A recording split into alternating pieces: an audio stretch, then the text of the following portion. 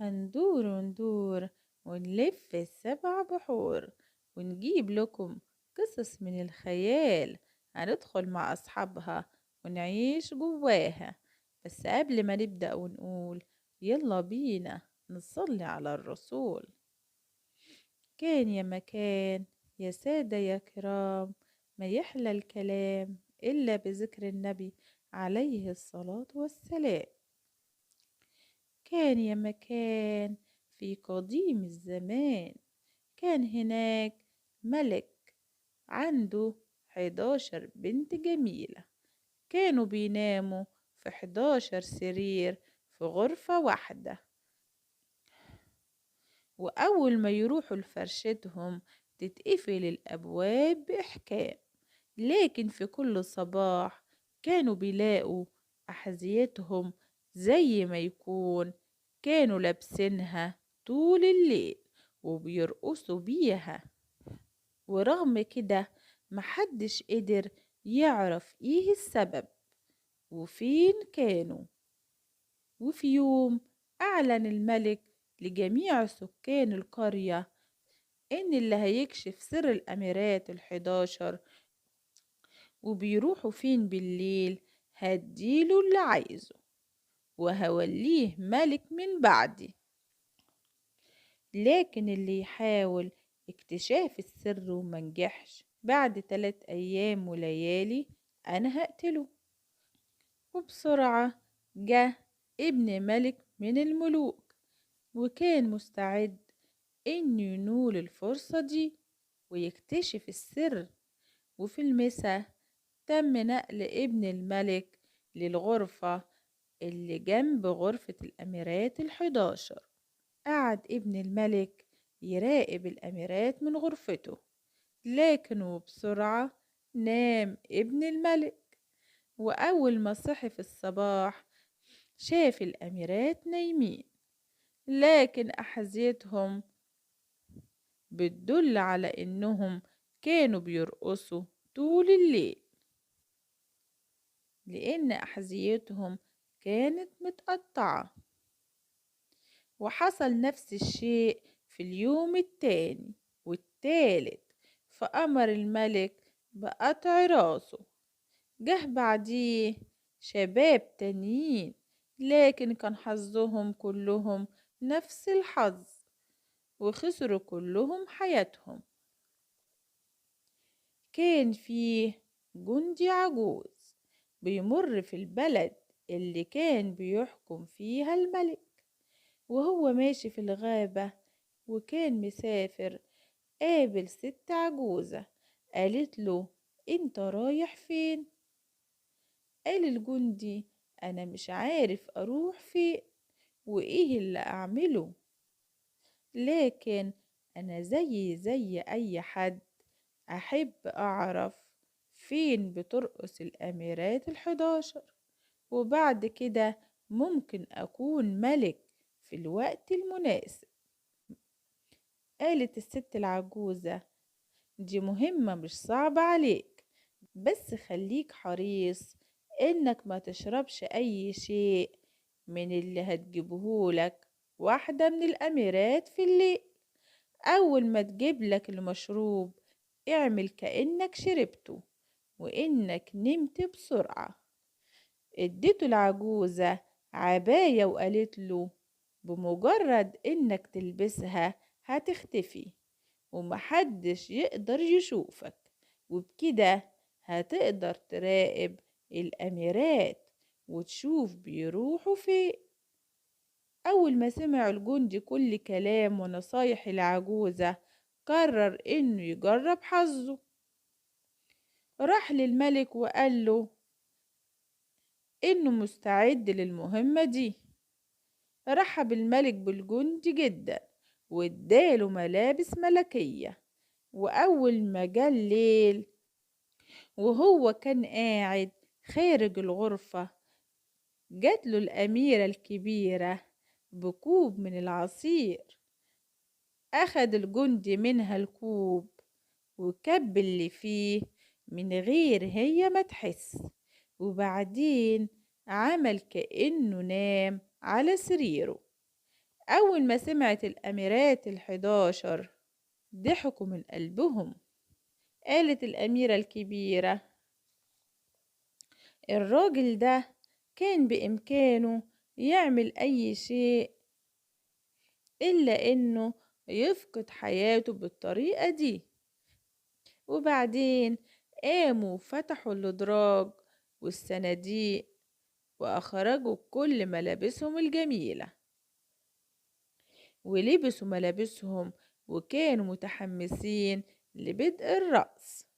لكن الأميرة الصغيرة قالت: أنا مش حاسة بالراحة، أنا حاسة إن هيحصل حاجة المرة دي. قالت الأميرة الكبيرة: انت غبية، انت دايما خايفة، انت نسيتي عدد أبناء الملوك اللي فقدوا حياتهم. وبالنسبة للجندي ده، هو كده كده كان هينام من غير حتى ما اديله المنوم. أول ما أصبحوا جاهزين راحوا وبصوا على الجندي. كان الجندي نايم على سريره ومحركش رجل أو إيد. اتأكدت الأميرات إن الحارس نام. صعدت الأميرة الكبيرة على سريرها وسقفت بإيدها، وغرق السرير في الأرض واتفتح باب في باطن الأرض.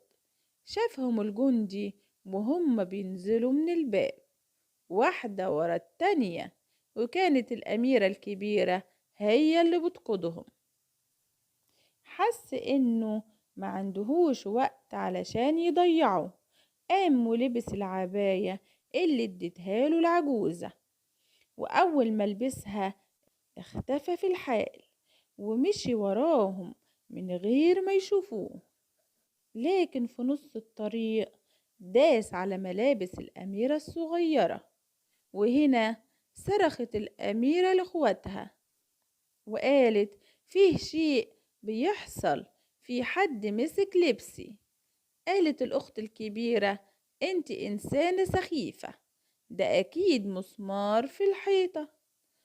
نزل الأميرات كلهم في بستان من الأشجار الجميلة، وكانت الأوراق كلها من الفضة متلقلقة بشكل جميل وبديع.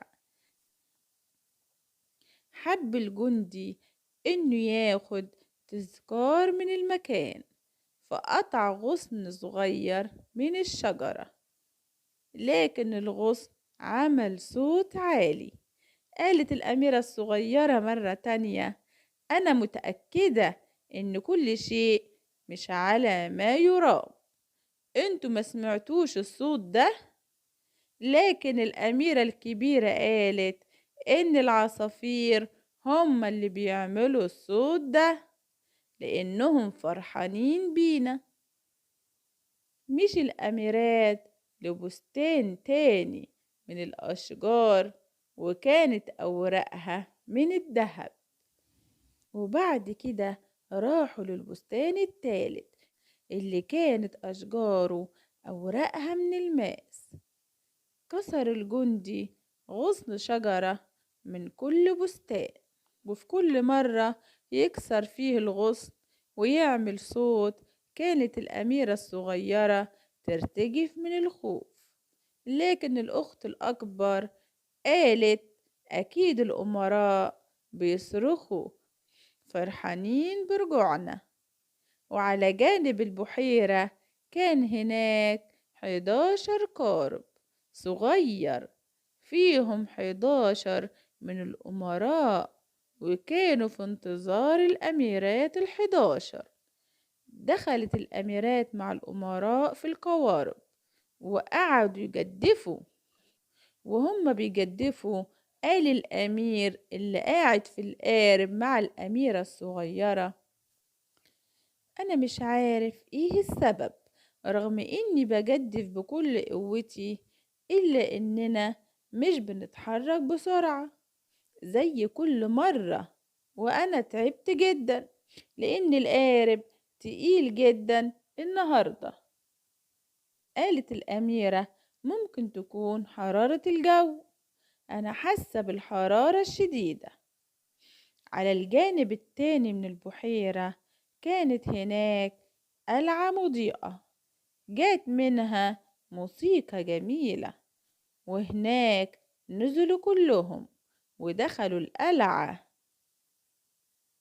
ورقص كل أمير مع أميرته، والجندي المختفي كان شايفهم وطول الوقت بيرقص زيهم. وفي نفس الوقت وضعت أميرة من الأميرات كاسها جنبها وكان مليان، لكن الجندي شرب الكاس من غير ما حد يشوفه. وأول ما جت الأميرة تشربه ملقتش فيه أي شيء.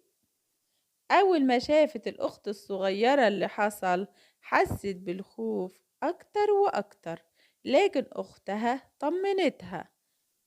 كانوا بيرقصوا لحد الساعة 3 صباحا، وبعد كده كانت أحذيتهم اتقطعت واتخرمت. قام الأمراء بتوصيل الأميرات للقوارب، لكن الجندي حط نفسه مع قارب الأميرة الكبيرة. وعلى الشاطئ التاني ودع الأميرات الأمراء ووعدوهم إنهم هيرجعوا تاني في اليوم التاني. ولما كانوا بيطلعوا على السلالم علشان يوصلوا مكانهم جري الجندي بسرعة قبلهم ونام في سريره. بصت الأميرات على الجندي وشافته نايم في سريره، قالوا إن كل شيء أصبح آمن. وبعدين قلعوا ملابسهم الجميلة وخلعوا أحذيتهم وراحوا لسرايرهم. وفي الصباح ما قالش الجندي أي شيء عن اللي حصل، لكن قال: أنا لازم أشوف أكتر وأكتر من المغامرات دي. وحصل في الليلة التانية والتالتة نفس اللي حصل في الليلة الأولى. كانت الأميرات بيرقصوا لحد ما أحذيتهم بتتقطع، وبعد كده يرجعوا تاني لسرايرهم. في الليلة التالتة كان الجندي أخد كاس من الذهب تذكار من المكان اللي كانت فيه الأميرات. حان الوقت اللي كان هيعلن فيه السر. أخد معاه الفروع التلاتة والكاس الذهبية. وقفت الأميرات ال11 يسمعوا من ورا الباب إيه اللي هيقوله الجندي للملك. سأل الملك وقال: يا ترى بنات ال11 بيرقصوا فين في الليل؟ جاوب الجندي وقال: بيرقصوا مع ال11 أمير في قلعة تحت الأرض. وقال للملك كل اللي شافه، واداله فروع الشجر التلاتة والكأس الذهبية اللي جابها معاه من هناك. نادى الملك على الأميرات وسألهم: يا ترى الكلام اللي قاله الجندي حقيقي؟ ولما عرفوا إنهم خلاص اتكشفوا وإنه مفيش فايدة من الإنكار اعترفوا بكل شيء.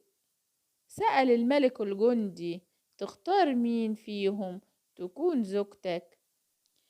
قال الجندي: يا مولاي، أنا مش صغير قوي، علشان كده أنا هختار الأميرة الكبيرة.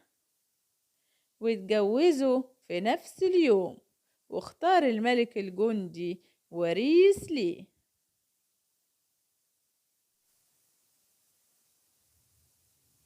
وبكده خلصت قصتنا. هتوحشوني جدا من النهاردة لحد القصة الجاية. بحبكم جدا في الله. مع السلامة في يوم جديد وقصة جديدة إن شاء الله.